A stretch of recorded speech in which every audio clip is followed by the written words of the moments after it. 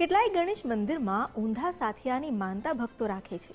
સાથીઓ એટલે કે સ્વસ્તિક, જે આપણે ભારતીય સંસ્કૃતિમાં ગૂઢ રીતે સામેલ છે, જે માત્ર ચિહ્ન નથી પણ પોતાનામાં બ્રહ્માંડના રહસ્યો છુપાવીને બેઠેલું એક સંકેત છે, જે આપણી શ્રદ્ધા અને ઈરાદાને શુદ્ધ રાખી દિવ્ય ઉર્જાને આમંત્રણ આપે છે. ઘર હોય કે મંદિર, પૂજા હોય કે શુભ કાર્ય, સ્વસ્તિકનું ચિહ્ન અચૂક કરવામાં આવે છે. પરંતુ સ્વસ્તિકનો સાચો અર્થ શું છે? શા માટે તેને શુભતા અને મંગલનું પ્રતીક માનવામાં આવે છે? અને સનાતન ધર્મમાં તેનું આટલું બધું મહત્વ કેમ છે? આવો જાણીએ સ્વસ્તિકના રહસ્ય અને શાસ્ત્રોક્ત મહાત્મ્ય વિશે જ્યોતિષાચાર્ય ઉર્વિશકુમાર પંડ્યા પાસેથી.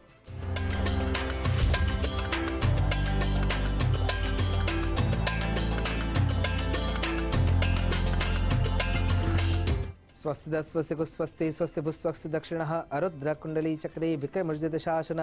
નમો નમઃ. તમારા બધાનું સ્વાગત કરું છું આધ્યાત્મિક મહાશક્તિમાં.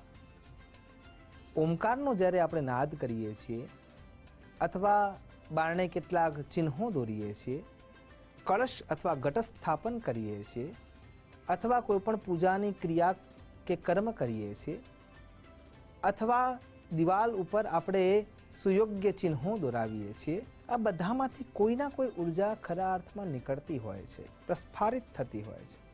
અને એ ઉર્જા સદૈવ આપણા જીવનને મંગલતા અને હકારાત્મક ઉર્જા તરફ લઈ જવા માટે પૂરતી છે. આપણે જ્યારે ઘરના બારણા આગળ ઉમરોઠ ઉપર સ્વસ્તિક કરીએ છીએ, અથવા જ્યારે પૂજાની થાળીના અંદર સ્વસ્તિક કરીએ છીએ, અથવા કોઈ પણ પૂજા આરાધના કરવા માટે બેઠા હોઈએ છીએ એમાં પણ સ્વસ્તિક કરીએ છીએ, એનું શું મહત્વ છે એના વિશે આજે આપણે ચર્ચા કરવા માટે જઈ રહ્યા છીએ. ખરા અર્થમાં ભદ્રં કર્ણેભિઃ શૃણુયામ દેવા ભદ્રં પશ્યેમાક્ષભિર્જત્રાઃ સ્થિરૈરંગૈસ્તુષ્ટવાગ્ગુંસસ્તનૂભિર્વ્યસે મહિદેવહિ તન જદાયુઃ. એટલે કે જે ભદ્ર એટલે કે કલ્યાણકારી જે દ્રષ્ટિ છે, વિચારો છે અથવા શ્રવણ છે, આ બધાનું કોઈ કેન્દ્ર છે તો એ સ્વસ્તિક છે. કેવી રીતે? આ જગતની જે સૃષ્ટિ તૈયાર થઈ, એ સૃષ્ટિના અંદર જ્યારે ગગન ગોચરી જે ભૂમિ છે એટલે કે આકાશને આપણે જ્યારે જોઈએ છીએ અને એમાં પણ રાત્રિકાળનો જે સમય જ્યારે વ્યાપ્ત થયો હોય છે, એમાં આપણને સપ્ત ઋષિ દેખાવા મળે છે. એ સપ્ત ઋષિ એટલે કોણ? બ્રહ્માજીના માનસપુત્ર 7 તારાઓનો ગુચ્છ છે, જેને આપણે સપ્તર્ષિ તારાઓ તરીકે અથવા સપ્તર્ષિ મંડળ અથવા સપ્તર્ષિ તારા મંડળ તરીકે ઓળખીએ છીએ. એ જ આ સ્વસ્તિક છે. પણ કેવી રીતે? ખરા અર્થમાં જ્યારે વિચાર કરવા જઈએ તો વસંત ઋતુ એટલે કે ભગવતી પરાંબા સરસ્વતીના પ્રાગટ્યથી શરૂ કરીને વિચાર કરીએ તો જ્યારે વસંત ઋતુ આવે છે ત્યારે આકાશના અંદર આ સપ્તર્ષિ જે તારામંડળ છે એ પ્રશ્નાર્થ ચિહ્ન જે ઉલટું છે એ પ્રમાણે દેખાય છે. અને એના નીચેના ભાગથી જે રેખા હું કાલ્પનિક રીતે દોરી રહ્યો છું, એના નીચેના ભાગથી જ્યારે વિચાર કરીએ તો ત્યાં સૌથી પહેલાં મરીચી ઋષિનું સ્થાન છે.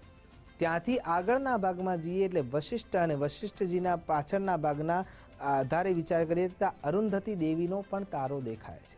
ત્યાંથી ઉપરના ભાગમાં જ્યારે આપણે જઈએ છીએ તો અંગીરા ઋષિનો તારો ત્યાં આપણને જોવા મળે છે. અને ત્યાંથી આગળ જે ચોકોર તૈયાર થાય છે એમાં અત્રિ, પુલસ્ય, પુલહ અને ક્રતુ આ ક્રમ પ્રમાણે સપ્તર્ષિ તારામંડળ રચાયેલું છે. ત્યાંથી જ્યારે સમય બદલાતો જાય છે, શિશિર ઋતુ આવે છે, ઠંડીની એ ઋતુ છે, અને ઠંડીની ઋતુના આધારે જ્યારે વિચાર કરવા જઈએ ત્યારે જે અવસ્થા આ સપ્તર્ષિના તારાની હોય છે એ સીધા પ્રશ્નાર્થ ચિહ્નની દેખાય છે.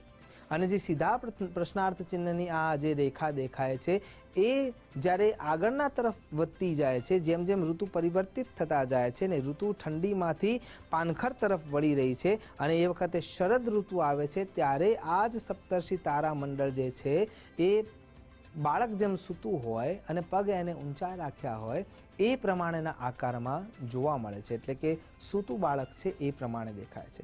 તો ત્યાંથી જે શરૂઆત થઈ વસંત ઋતુથી, એ વસંત ઋતુથી લઈને શિશિર ઋતુથી માંડીને પાનખર સુધી એટલે કે શરદ ઋતુએ જ્યારે આ સ્થિતિ પહોંચે છે અને પછી જે ગ્રીષ્મ ઋતુ તરફ આપણા સમયને ઋતુચક્રને પ્રવાહિત થતાં આપણે અનુભૂત કરીએ છીએ, અને એ વખતે જ્યારે સીધી રેખાથી માંડીને આડા ભાગમાં જે સપ્તર્ષિ તારામંડળ જે ઉનાળાના ઋતુમાં આપણને જોવા મળે છે, આ ચારે ચાર ઋતુઓ જ્યારે પૂરી થાય છે એટલે કે શિયાળો, ઉનાળો, ચોમાસું અને પાછા ફરતા મોસમી પવનો ઋતુ જ્યારે ભેગી થાય છે અને એ વર્ષ દરમિયાન જે અવસ્થામાં સપ્તર્ષિ તારામંડળ આકાશના અંદર અલગ અલગ રૂપે દેખાય છે, એને જ્યારે તમે એકત્ર કરો છો, એ જે આકૃતિ બને છે એનું નામ છે સ્વસ્તિક.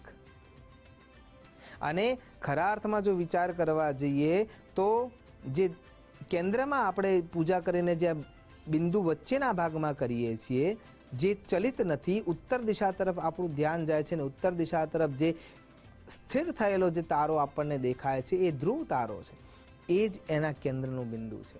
એટલે જ્યારે આપણે સ્વસ્તિક કરીએ છીએ, એ સ્વસ્તિક કર્યા પછી જે વચ્ચેના ભાગમાં, કેન્દ્રના ભાગમાં જે ચલાયમાન નથી, એ જગ્યાએ આપણે ચાંદલો કરતા હોઈએ છીએ, એ ધ્રુવ તારો છે.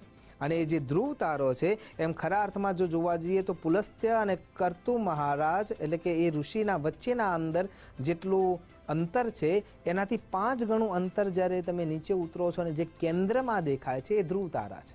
તો એ જે અવસ્થાને આપણે જોઈએ છીએ અને જે આકૃતિ આકાશમાં તૈયાર થાય છે, એ જ આકૃતિ એટલે કે સ્વસ્તિક.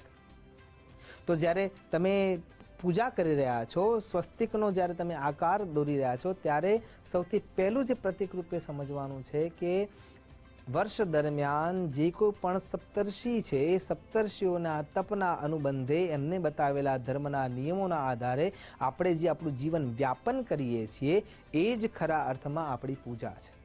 તો પછી 4 તિલક બીજા કરવામાં આવે છે, એનો આશય શું હશે? ધર્મ, અર્થ, કામ અને મોક્ષ, આ 4 પુરુષાર્થ, એ 4 બિંદુઓ છે. તો સૌથી પહેલા જો વિચાર કરવામાં આવે તો ધર્મ, અને ધર્મના આધારે જો વિચાર કરીએ તો ખરા અર્થમાં સ્વસ્તિકનો અર્થ જ એ થાય છે, સ્વસ્તિ ક્ષેમમ કાયતિ ઇતિ સ્વસ્તિકઃ. જે ખરા અર્થમાં મંગલનું પ્રતીક છે, એ જ સ્વસ્તિક છે. અને એ રીતે વિચારવા જઈએ ત્યારે સૌથી પહેલો જે બિંદી કરીએ છીએ, એ ધર્મની બિંદી છે.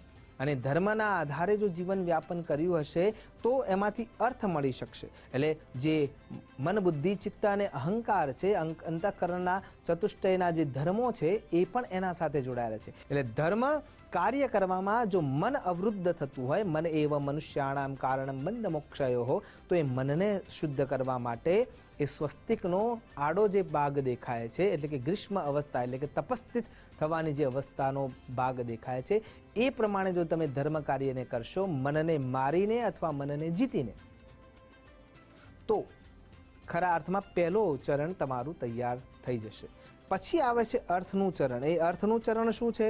વસંત ઋતુથી માંડીને જે ધ્રુવ તારાના વચ્ચેના ભાગના અંદર જે બાલ્યાવસ્થાના અંદર જેમ ધ્રુવજીએ તપશ્ચર્યા કરી અને કેવલ 5 મહિના અને 6ઠા મહિનામાં તો શ્વાસ જ્યારે ધ્રુવજીએ રોક્યો, ત્યારે ભગવાનને પ્રગટ થવા માટે આબદ્ધ કરી દીધા હતા.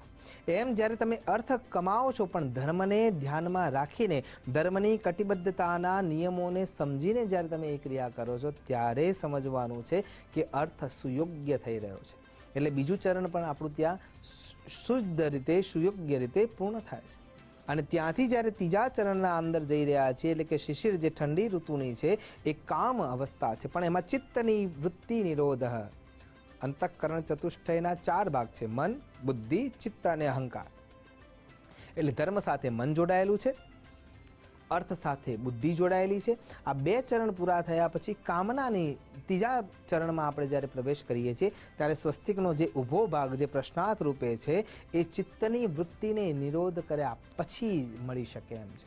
અને એટલા માટે સ્વસ્તિક ચોથા પાયદાન, જે મોક્ષનું પાયદાન છે, ત્યાં સુધી લઈ જવા માટે વચ્ચેના ભાગમાં એ ચિત્તની વૃત્તિનો નિરોધ બતાવે છે. અને પછી ચોથા પાયદાનમાં જે મોક્ષ છે, ત્યાં પરીક્ષા લેવામાં આવે છે અહંકારને છોડવાની.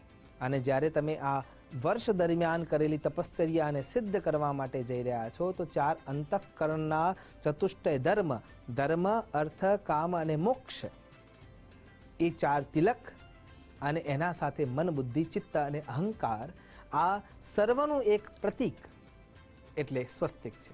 તો ખરા અર્થમાં જ્યારે આપણે સ્વસ્તિક કરીએ છીએ, તો એનો અર્થ એમ થાય છે કે આપણા જીવનને વર્ષ દરમિયાન જે આપણે જીવન જીવ્યા છીએ, એને ઉત્તમતા આપવા માટેનું જે પ્રતિકાત્મક ભાવ છે, અને જો જીવન યોગ્ય નથી પસાર કરી શક્યા, તો હવે કેવી રીતે જીવનને યોગ્ય રીતે પસાર કરીશું, એનો પ્રતિકાત્મક જે ભાવ છે, એ આકાશમાં તૈયાર થતો જે પ્રતિકાત્મક રૂપ ભાગ છે એનું પ્રાદુર્પણ તમે તમારા ઘરના ઉમરોઠ ઉપર કરી રહ્યા છો, અથવા દીવાની આરતી ઉપર કરી રહ્યા છો, અથવા મંદિરના ભાગમાં કરી રહ્યા છો, તો એનો અર્થ સીધો થાય છે કે આ પ્રમાણેનું જીવન જીવાશે તો જ ખરા અર્થમાં મુમુક્ષતાને આપણે પ્રાપ્ત કરી શકીશું. આશા કરું છું તો ધર્મ, અર્થ, કામ અને મોક્ષ આ ચતુર્વિધ પુરુષાર્થને સમજીએ. ચતુર્વિધ પુરુષાર્થના માટે જે અંતઃકરણ ચતુષ્ટય છે એને પાર પાડવા માટે એના સાથે જોડાયેલા વ્યવસ્થાને સમજી શકીએ, મન, બુદ્ધિ, ચિત્ત અને અહંકારને સમજી શકીએ, અને એના થકી જેમ સપ્તર્ષિઓએ નિયમો સાથે જીવન વ્યાપન કરીને ગગનગોચરી જગ્યામાં સ્થાન પ્રાપ્ત કર્યું, એમ આપણે પણ આપણા આરાધ્યના ચરણોમાં આપણા મનને સ્થિર કરી અને સુયોગ્ય જીવનને વ્યાપન કરી મંગલમયતા સુધી પહોંચી શકીએ. એ જ અભ્યર્થના સાથે નમસ્કાર. અસ્તુ સદા શિવોહમ. નમો નમઃ.